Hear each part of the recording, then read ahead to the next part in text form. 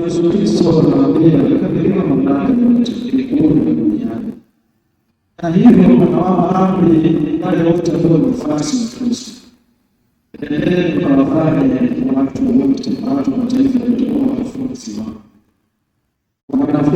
wangu, watu walio tayari kujifunza kutoka kwangu. Kazi yetu sisi ndugu zangu ni kwenda kufanya watu waone Yesu, tuwaeleze kwa Yesu. Endeleni kufuata wao wanafunzi wangu, na kazi ya wanafunzi ni kujifunza kutoka kwa walimu. Sisi tuwaeleze wao waone Yesu ili wanafunzi kutoka kwake. Wakati mwingine ndugu zangu, kwa sababu mifumo yetu ya kibinadamu tunajiweka sisi kama mfano na watu watufuate sisi badala ya Yesu. Labda kama tumefanya kazi ya Mungu tumefanikiwa, tunadawa kiburi na majivuno, tunakuwa sasa ni sisi ambao tumewezesha Yesu kufanya kazi yetu. Sisi tunaweza kuwaelekeza watu wa wanafunzi wa Yesu na kuwabatiza kwa jina la Baba na Mwana na Roho Mtakatifu. Tunafanya kazi hii zangu katika Utatu Mtakatifu kwa neema ya Mungu.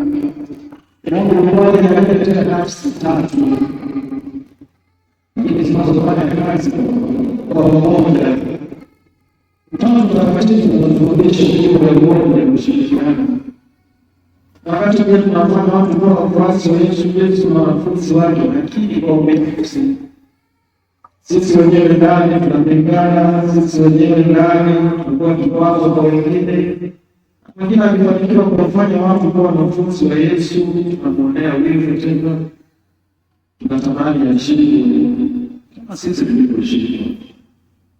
Utatu Mtakatifu ni ishara ya umoja, ni ishara ya ushirikiano, ni ishara ya kujikabidhi kwa Mungu mmoja aliye katika nafsi tatu. Katika somo la pili tunapewa namna sasa ya kuendelea katika hii kazi. Tufanyeje? Mtume Paulo anaongea na Waefeso. Kwa kweli ni sala ya Mtume Paulo akiwaombea Wakristo wa Efeso. Jambo la kwanza anaombea waweze kutambua ukuu wa Mungu au kazi ya ukombozi iliyofanywa na Mungu kwa njia ya Yesu Kristo. Tutambue kwamba mimi na wewe tumekombolewa kwa damu ya thamani ya Yesu Kristo, sio kwa kafara ya kondoo kama ng'ombe kabisa. Ni damu ya Yesu Kristo Mwana wa Mungu imemwagika kwa ajili yangu mimi na kwa ajili yako wewe. Na hivyo mimi na wewe tuna thamani mbele ya Mungu, na Mungu kila siku anatubariki. Fundisho la pili ama sala ya pili anaowaombea, ombi lake ni moja kwa moja: watiwe nuru katika macho ya mioyo yao. Nuru iwajalie kuona kutoka ndani, sio nuru ya nje, nuru ya ndani, ndani ya mioyo yao, ndani ya Mungu sana. Wauone ukweli wa Mungu, wauone ukweli wa Mungu katika kila jambo linaloendelea.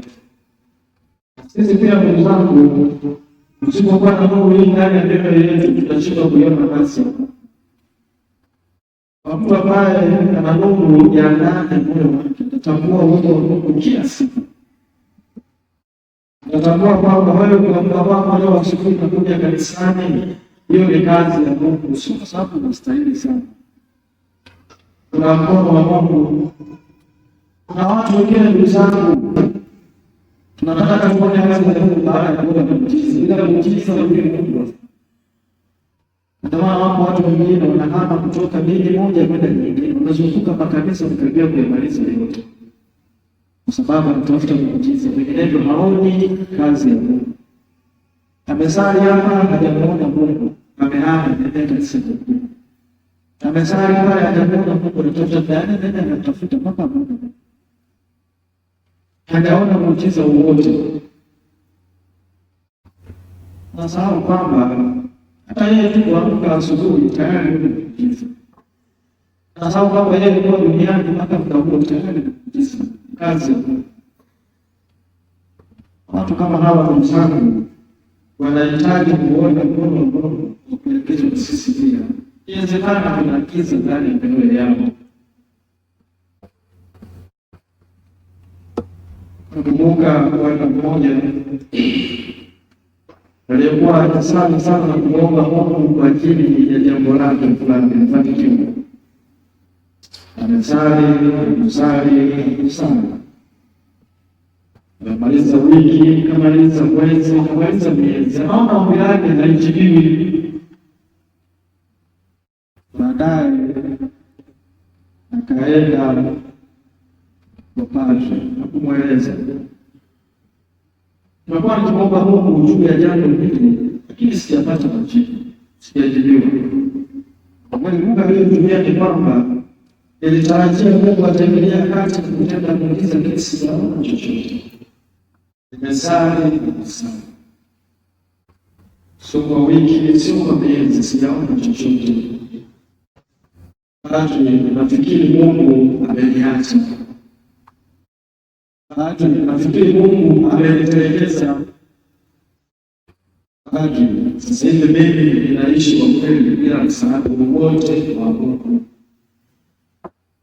Kabla watu wapate kusikiliza na kusikiliza bila kusema chochote. Tunapata nafasi ya kueleza mambo yote ndani ya moyo wake na akili yake yote.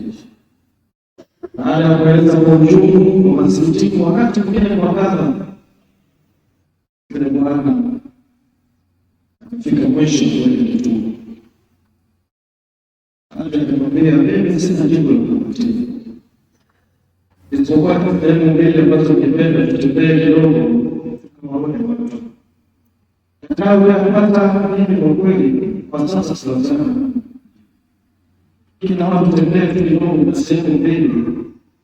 Tuwaone watu wasalimie basi. Wengine ni kwa kusaidia. Kaanza kuingia ndani ya gari, akapeleka kituo cha kwanza pale, akapeleka hospitali. Kuzunguka wodi mbili tatu pale, tunaona watu wamelala vitandani, kila mmoja ndani yake. Magonjwa yanayoonekana na magonjwa yasiyoonekana. Kama tena nafasi pia ya kuuliza tena mwingine, umekuwepo gani hapa? Mwaka wa pili. Ndio vitandani. Wengine pia kwa nini na kuja hospitali hata kama vile nyumba yake ya pili. Kando ya hospitali Kile kidogo sana watu ambao kwa ajali kuvunjika miguu huko, Yesu mfanyaje na kwaona. Hadi msiku ya kwa fikri shansa yenyewe ndio inatosha. Kama tunasema ya pili tunaenda. Tumalizie hiyo kidogo.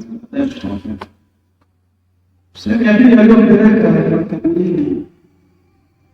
Sasa tupita kwa tazama zetu leo tusali kidogo tutumia mambo ya tunatupita tusali tuwaombea watu turudi. Tupita makaburini, tunaona waliolala kusali pale basi pale kwa turudi ndio tutamaliza. Tupika baadhi pale kama nilivyokueleza pole kwa waliokuta kesi. Ndio sababu ya jambo la kueleza. Nafikiri mimi Mungu ananipenda kwa sababu kuna vile nini kilichobadilika moyo wangu. Alikuwa akitazama yale mambo ambayo yanajaribu yale ambayo anatarajia yaje. Sahau yale ambayo tayari anayosahau. Kuna watu wanaangalia sana kile jambo lake lifanikiwa kwa sababu kwa mawazo yake mbaya ndio. Wala kwa nini naona hizo zawadi. Huyu bwana alikuwa anaangalia sana jambo lake lifanikiwe kwa sababu kwamba hata ile afya njema aliyopewa kwa sababu kama sahau kwamba hata hiyo nguvu aliyotendea hayo wengine leo hajitangani hawana ni kazi. Uzangu sala hii ya Mtume Paulo kwa yetu sote. Tujaliwe kufunguliwa, tujaliwe kuwa na nuru ndani ya macho yetu. Kuona wema wa Mungu na utendaji wake kila siku maisha.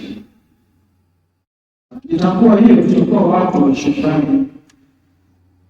Tutakuwa watu wa shukrani. Kwa mahali fulani tunasali misa za asubuhi na padri mmoja mzee alishafanya jubilei ya miaka 50 kwa padri. Sasa alipokuwa akiwa wakati kikaa baada ya sala kuleta ikaa sasa kusikiliza neno la Mungu, ile kwa kaa hapo sasa. Asante Mungu. Kila siku lazima ndio sala tunasema. Mwanzoni Mungu anapasita hivi sema tena mpaka aseme hivyo. Anasema kwa sauti mpaka unasikia ile ndio. Kila tangu kama asante Mungu. Sifanya kazi ya tafakari kwa umri wake na ile ametia haki ya kushukuru Mungu. Ni yule ambaye atauona mkono wa Mungu katika maisha yake anaweza kusema asante Mungu. Huyu baba anashukuru kila siku anasema asante Mungu. Na yule siku nyingine. Ndio sisi wengine vijana baba na mama wanaona bado na miaka mingi. Ndio mzee. Hakuna leo mkataba na Mwenyezi Mungu, hakuna leo baraka Mungu kuchukua siku yote. Mungu anasema asante kwa yale uliyopewa na yale ambayo umejaliwa. Wote tuseme asante. Na hiyo ndio maana halisi ya kufunguliwa ili tuone umuhimu wa Mungu kwa maisha yetu. Tunapofunguliwa mioyo yetu, macho yetu, tutaona mambo mazuri hapa duniani. Sisi tunachotakiwa kutekeleza mwaliko wa Yesu, kukazia macho mbinguni. Na sisi tunatumia muda mwingi na nguvu nyingi na rasilimali nyingi kwa ajili ya hapa duniani. Namna gani tutapata fedha, namna gani tutaongeza mali zetu, namna gani tutapata madaraka mengine ambayo sio ya kwetu, lazima tuyawe ya kwetu. Kana kwamba tunaishi hapa duniani milele. Yesu Kristo kwa mbinguni kuna kutuandalia makao. Tunaandalia makao tujiandae kwenda mbinguni. Namna ile kwa matendo mema, kwa mashahidi wa kweli wa Yesu Kristo. Tumsifu Yesu Kristo.